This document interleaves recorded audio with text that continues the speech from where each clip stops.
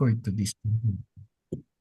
So ang ating topic discussion tonight ay patungkol pa rin sa ating theme for the year, In the One, We Are One. So yan, so konting maikli lang to kaya kayo mag-alala. Kaya stay tuned. In the One, We Are One, this is our Lenten household prayer. Mula nga sa ating tema from 1 John 1:3-4, upang kayo rin ay magkaroon ng pakikipag-isa sa amin at ang aming pakikipag-isa ay sa Ama at sa kanyang anak na si Kristo. Ang Kwaresma ay paglalakbay ng komunidad. Tinatawag tayong bumalik kay Kristo at mas mapalapit sa isa't isa. So ito ay panawagan na mas maging malalim yung ating pakikipagrelasyon kay Kristo. Actually, yung topic na ito is more on personal relationship kay Christ. Although we are couple for Christ, it is more on a personal relationship with Christ. So bukod doon, ay mas maging malapit tayo sa isa't isa. Yung pagmamahalan, lalong-lalo na sa mag-asawahan, ito ay nagmumula naman sa ating sarili patungo sa ating asawa. At after nun, yung ating sarili patungo sa ating mga ka-household dito, tayo mismo na nandirito sa bawat isa, yung pagmamahalan, yung pag-unawa. So yung kung paano rin natin unawain yung ating asawa, ganun din yung pag-unawa dapat din sa ating kapwa. And after dito sa ating household, ay doon naman sa ating kapwa outside our household, yung mga kapatid natin sa komunidad, yung ating mga Handmaids of the Lord, Singles for Christ, Youth for Christ, Kids for Christ.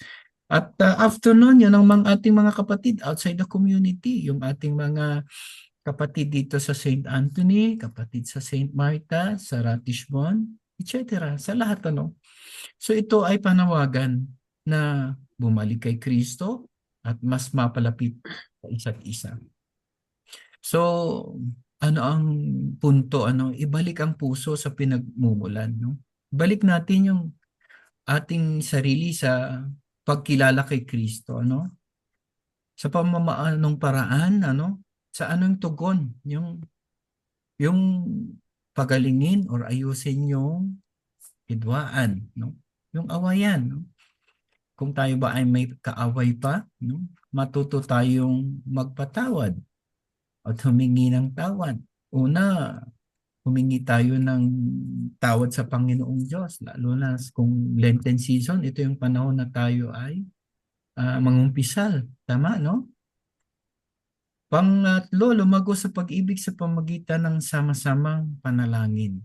Na ito naman ay ginagawa natin ngayon. Sama-sama tayong panalangin pero hindi pa rin Hindi pa rin kumpleto. So maganda sana sa mga susunod na panahon, makumpleto na tayo. Lahat ng couple ay nasa screen na kung tayo ay online.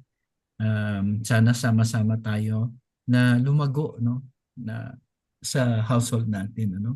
At maging patotoo ng pagkakaisa sa pamayanan. Ibig sabihin, ginagawa natin, sumusunod tayo at ginagampanan natin yung hindi tayo mismo ang nagsisiraan, hindi tayo mismo ang nag-aawayan, kahit dito sa household natin. So, tayo maging patotoo. So, paano ba tayo makaka-invite ng mga taong outside the community? Kung nakikita nila na tayo mismo na magkakasama sa household ay mayroong tampuhan o mayroong awayan na hindi nagkakasundo, or sa komunidad mismo. So, ito yung paglalakbay natin sa ating komunidad ngayong Kwaresma. Ano ang dapat nating gawin? Ito yung panalangin, pag-asa at liwanag. Sabay nating nilalakbay patungo sa Pasko ng pagkabuhay. So ito yung ating talatang gabay. Kung gusto nyo, ay picturean nyo, kasi gagamitin lang naman natin ay isa. So picturean nyo at pwede nyo in your private moment ay basahin. Ito yung mga guide na talata or verses na patungkol sa ating topic tonight. So ang ating i-discuss ngayon. Napicturean nyo na ba? Lahat? Okay? Napicturean na ba? Okay na. Okay. Yan, alright. So, ang ating topic or ang ating... Bros, pwedeng pakibalik? Sorry Opo, ah, sige po. kinuha Go ko lang ahead. yung cellphone ko. Wala tayo. Nasa, nasa labas kasi yung cellphone. Yan. Dali lang. At ayaw. Dali. Talaga may tunog pa. Ah. Hmm. May tunog ba talaga pag iPhone? So ito yung ating no, reading from John 15:4-5. Ang sabi dito, no, manatili kayo sa akin at mananatili din ako sa inyo. Hindi magbubunga ang sangang hindi nananatili sa puno. Gayon din naman, hindi kayo magbubunga kung hindi kayo mananatili sa akin. Ako nga ang puno ng ubas at kayo ang mga sanga. Ang nananatili sa akin, ako sa kanya, ang siyang nagbubunga ng sagana, sapagkat wala kayong magagawa kung kayo'y hiwalay sa akin. Ito ang salita ng Diyos. Ano? Kagaya ng reading din kanina, doon sa ating reading sa first part, na kung wala si Kristo, hindi natin mapapagtagumpayan ang temptation. No? Hindi pwedeng tayo lang eh. Kailangan kasama si Kristo. Ganon din sa reading na ito, no? Sa from John 15:4-5. Ang katagumpayan ng ating pagbubunga kung tayo ay nakakonekta kay Kristo. Pero kung wala si Kristo, hindi tayo magbubunga. Hindi lang tayo hindi magbubunga kung hindi tayo ay mamamatay. Yun ang ibig sabihin ng verse na ito. No? Ang sabi, one in the one or ang iisa ay si Jesus. No? Ibinabalik ng Kwaresma ang sentro. No? So sa pagkakataong ito, kailangan nating maging sentro si Kristo. Kasi sa ating ordinaryong mga araw, ano ba yung nagiging sentro?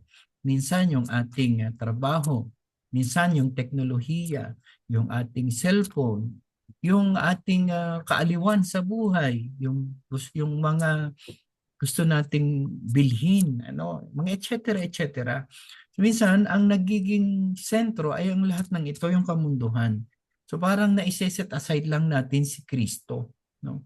Parang sa huling part lang, no, sa hindi minsan nawawaglit natin yung kanyang presensya, no?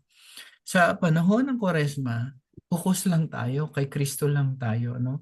Ang pananatili kay Jesus ay ang pinagmumulan ng kapayapaan. Dahil nga, no, kung gusto natin ng kapayapaan, manatili tayo kay Kristo. No? Kasi, alam nyo, ang nagiging dahilan ng kaguluhan or kawalan ng kapayapaan ay ang pagkagalit, no? 'Di ba? Kapag tayo ay laging galit, ibig sabihin, nagkakaroon tayo ng kaaway. So pagka tayo may kaaway, walang kapayapaan. The same thing sa sabihin na natin yung sa mag-asawahan, di ba? Kung laging ang nangunguna sa atin ay galit sa ating puso, so walang kapayapaan ang ating relasyon. Wala rin kapayapaan ang ating tahanan. Kasi hindi na natatili si Jesus sa ating pamumuhay. So dapat sa ating pang-araw-araw na pamumuhay, si Kristo ang maghari. Ano? Kung wala siya, marupok at pilit ang pagkakaisa. 'Di ba minsan, no? Akala natin sa isang grupo, yung isang grupo, sabihin na natin na magkakaibigan, nung una ang saya-saya, no?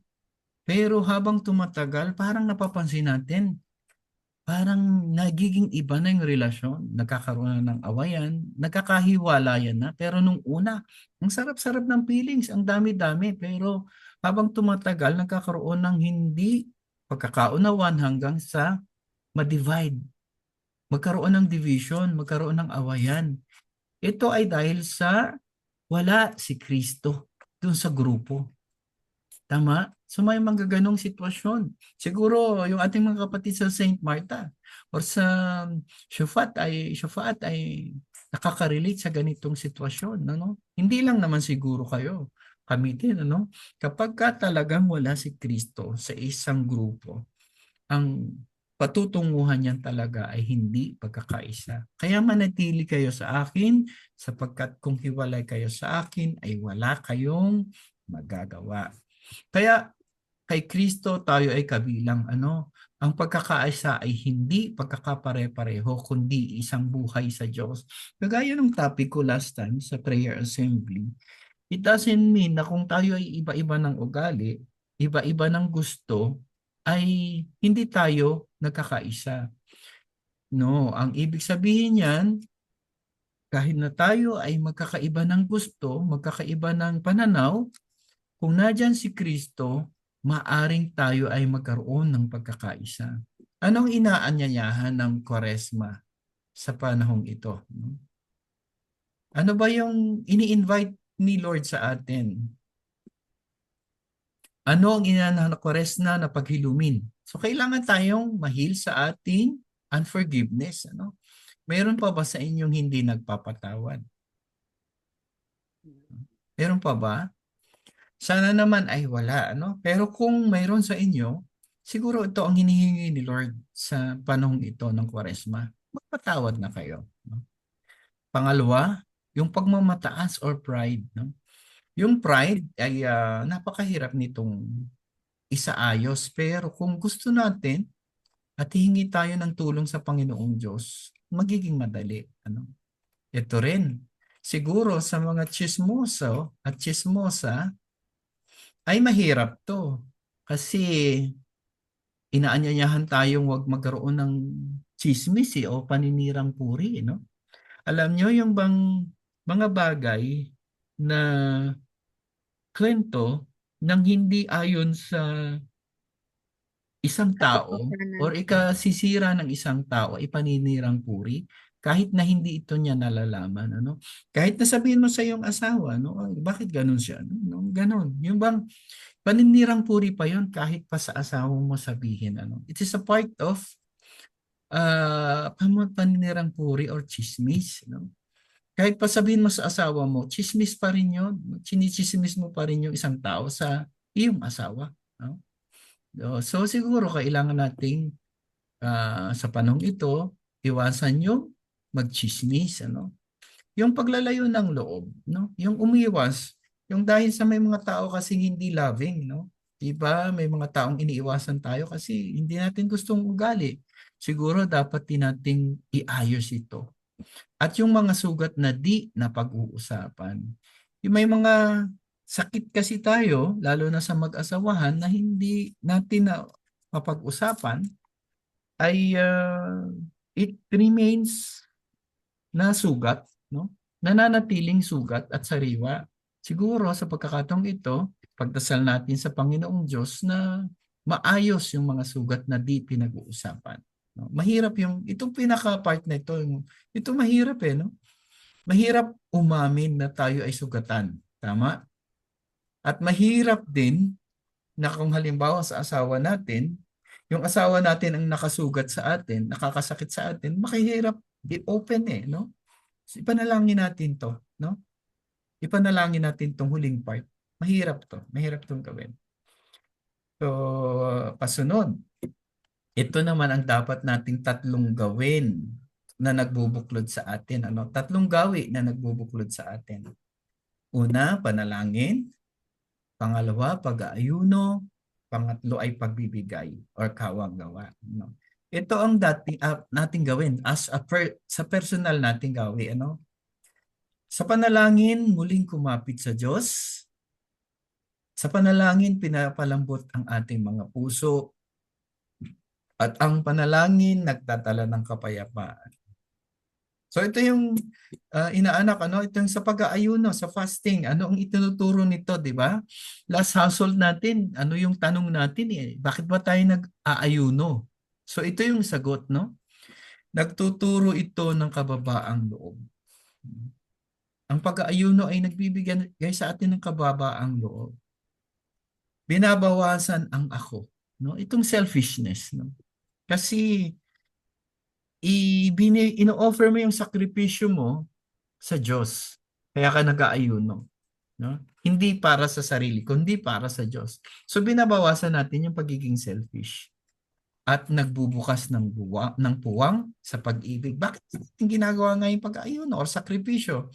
Di ba love is a form of sacrifice, or ang pagsasakripisyo ay isang pamamaraan ng pagmamahal, kagaya ng ginawa ni Kristo sa atin. Isinakripisyo niya ang sarili niyang buhay para sa ating lahat. So, yun na, yun ang sagot sa atin, inaanak na Donald, no? Ito ang sagot kung bakit tayo nag-aayuno. Pangatlo, yung pagbibigay, no? Yung mula ako tungo sa tayo. Hindi laging ako. Kung hindi tayo, ano? At nakikibahagi tayo sa bigat, nakikiramay tayo, at nagpapalalim ng awa. So kailangan nating maging generous o mapagbigay, hindi lang dapat sa kwarta, ano, o sa pera. Ang binibigay natin ay yung ating sarili. Natatawa nga ako doon, may nabasa ko last time, no? Mayroon nga yung sa ibang terminology. Nabasa niyo ba yung, ewan ko kung nabasa niyo yung Good Samarites. May bago ngayon sa panahong ito. Di ba may Good Samaritan? Oh, O ngayon may Good Samarites. good sa parang di ko yata nabasa yun. Sige, ang istorya niyan, ano ba ang gawin ng Good Samaritan? Di ba? Ano siya, tumutulong sa mga nangangailangan. Ang Good Samaritan, siya yung nakakita ng sugatan, tinulungan niya, inihotel niya, ipinagbayad at hanggang sa gumaling. Ang Good Samarites daw, ginagawa din naman niya yung kabutihan. Tutulong siya, pero siya yung number one na magmamarites. Kaya siya unang pumunta doon para makimarites lang, hindi lang para tumulong, kundi alamin bakit kaya siya nagkaganon. Tapos nung nalaman niya siya nagkaganon, siya na yung number one na magkukwento at imamarites yung sitwasyon. Kung problema man yun, siya yung unang-unang gustong makaalam ng kung ano yung sitwasyon ng sino man. No? So siya ay good sa Sa Marites. Marites. So ngayon, ang kailangan daw nating baguhin at ayusin ay maging tunay tayong good Samaritan. Na tunay yung pagbibigay natin. Hindi tayo nagbibigay ng salapi para magpahanga. Hindi tayo nagbibigay ng time para maging good Samarites. Kung hindi, magbigay ng ating sarili ayon sa kagustuhan ng Panginoon. Yan. Ano, ito yung tanong natin ha. So, pwede nating picturean, pwede nating i-screenshot, no? Or panatilihin natin mamaya ito hanggang dito. Maraming tanong pero pipili lang tayo ng kung anong gusto nyong sagutin. So, ano ang ibig sabihin ng sa iisa tayo ay iisa? Sa Kwaresma ko ngayon, no? Ano ang ibig sabihin sa iyo ng one in the one we are one, no? Ano sa pangalawa, alin man gusto niyong sagutin dito? Ano ang madalas na nagpapahina ng pagkakaisa sa ating tahanan? Yun ang question 2. Alin ang mas mahirap sa akin? Ang panalangin, pag-aayuno, at pagbibigay? Bakit? Pang-apat, may kailangan ba akong patawarin or lapitan para magkaayos? Pang-lima, paano magiging patotoo ang ating pamilya ng pagkakaisa kay Kristo? Pang-anim, tama, anim yan, no? Anong konkretong sakripisyo ang gagawin ko ngayong linggo para mas magmahal? So, yun. So, pili lang kayo ng question dyan or pwede namang sagutin lahat, no? Kaya lang, wag namang kahabaan kung sasagutin yung lahat kasi baka abutin tayo ng Pwede umaga. bang none of the above? Hindi pwede. Kailangan mayroong isa Ang naman. hirap na mga Yun tanong. lang naman Yan, madali naman yung siguro yung yung sakripisyo. Ang pinakamadali dito, alin ang mas mahirap sa akin? At tanong yung panalangin, pag-ayun o pagbibigay. Ayun. Ito naman iba, something personal na sabi ko nga, tayo ay good Samaritan tayo, ano? Hindi tayo good Samarites na kapag ikinuwento nyo, ay imamarites natin. So, tayo ay mga good Samaritan. So, napicturean na ba? Kasi Picturean. pwede na nating tanggalin. Pipicture. Napicturean mo na, mami. Picturean ka rin. Yan. So, yan. So, siguro, pwede naman nating ituloy-tuloy yung video recording para at least tayo lang naman ang makikinig nito. No? So, yun. Pati sharing naka-record. Sige, atin ang stop ang recording. Sabi ng asawa ko, wag na daw. Ano, Oo sige. nga. Sige, stop ko na ang recording. Yan. Kasi, Sa Marites na kasi, kasi, Hindi nga, wala na bang record?